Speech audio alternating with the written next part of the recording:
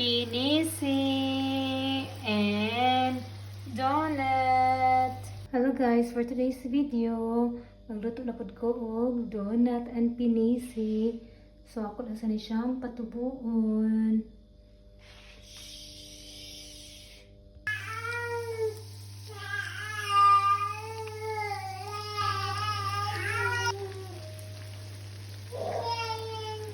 Ang dami ko ng donut.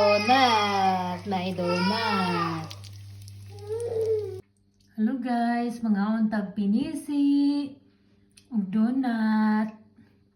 With sugar. Coated.